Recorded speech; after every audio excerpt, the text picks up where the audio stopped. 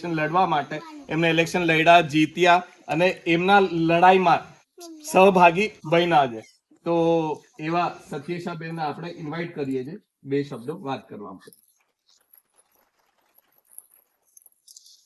સૌપ્રથમ તો નાદરી ઠાકુર જે ગ્રુપ ગ્રામ પંચાયત છે એના સરપંચ શ્રી, ડેપ્યુટી સરપંચ શ્રી અને જે લોકો થકી અમારો આ ગામમાં કોન્ટેક્ટ થયો છે, સંપર્ક થયો છે, એવા તમામ યુવાઓનો હું ખૂબ ખૂબ આભાર માનું છું. કેમ કે જ્યારે નીતિશભાઈ હાઈકોર્ટમાં પ્રેક્ટિસ કરે છે, એમને જ્યારે વાત કરી કે હું જ્યારે નાની હતી ત્યારથી લઈને અત્યાર સુધી મારા ગામમાં જે બદલાવ હોવા જોઈએ બદલાવ નતા થયા, તો એક લાગણી સાથે કે મને કંઈક આવડત છે મારામાં, તો મારી આવડત હું અમદાવાદમાં વકીલાત કરતી હતી, મારું પોતાનું ઓફિસ પણ છે, પરંતુ જ્યારે ચૂંટણી આવી અને એવું નથી કે મેં સરપંચ બન્યા પછી જ લોકહિત માટે કામ કરવાનું ચાલુ કર્યું. હું વિદ્યાર્થી સંગઠનમાં કામ કરું છું જેનું નામ છે SFI, student federation of India. તો એ સંગઠનની વિદ્યાર્થી સંગઠનની હું રાજ્યમંત્રી છું અને આખા ભારતની ઉપપ્રમુખ છું. તો અમે શરૂઆતથી કોરોના સમયથી વિદ્યાર્થીઓના પ્રશ્નો માટે કામ કરી રહ્યા છીએ.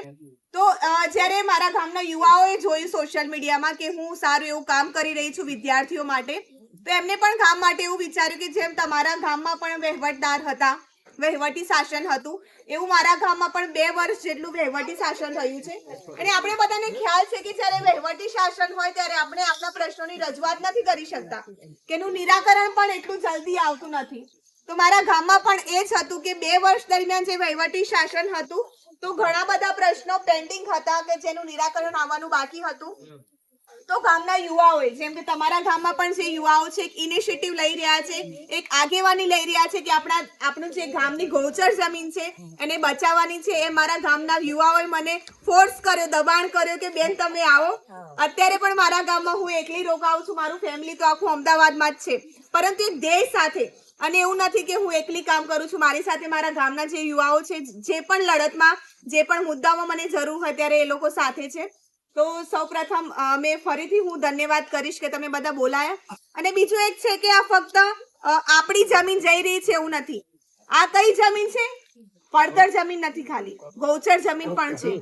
ગૌચર જમીન એટલે કે જે આપણું પશુધન છે, ગાયો છે, એમની જમીન છે. અને એ ક્યારે અવાજ નહીં કરી શકે, ક્યારે વિરોધ નહીં કરી શકે, ક્યારે આંદોલન નહીં કરી શકે.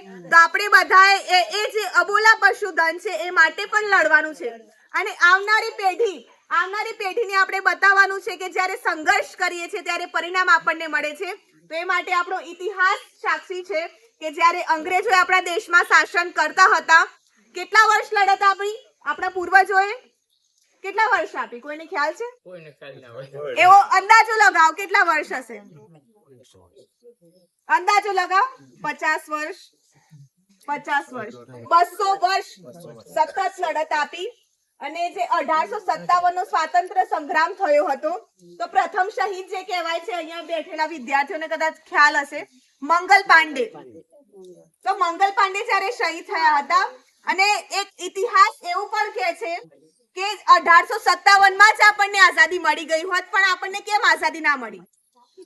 કારણ કે જે ત્યારે રજવાડા હતા, હે ને, રજવાડા હતા, નવાબો હતા.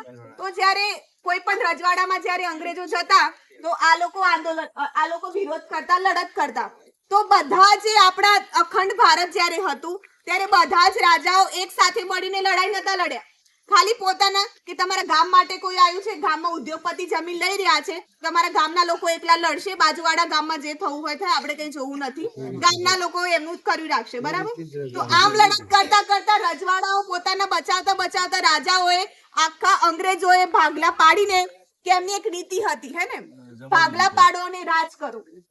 તો એ નીતિ એમને અપનાવી અને એ નીતિથી આપણા દેશમાં શાસન કર્યું. અને એ શાસનને દૂર કરવા માટે એમને આપણા દેશમાંથી ભગાડી મૂકવા માટે આપણે ઘણા બધા શહીદો પણ આપ્યા છે. ઘણી બધી માતાઓ એમના પુત્ર આપ્યા છે, પત્નીઓએ એમના પતિને આપ્યા છે, બાળકોએ પોતાના પિતાને, ઝાંસીની રાણી લક્ષ્મીબાઈથી લઈને ઘણા બધા શહીદો છે આપણા. તો આપણામાં કોનું ખૂન દોડે છે? કોઈ કાયરનું ખૂન છે આપણામાં? ના, આપણા શહીદોનું ખૂન છે. તો એ શહીદોના ખૂન સાથે આપણે આગળ જવાનું છે.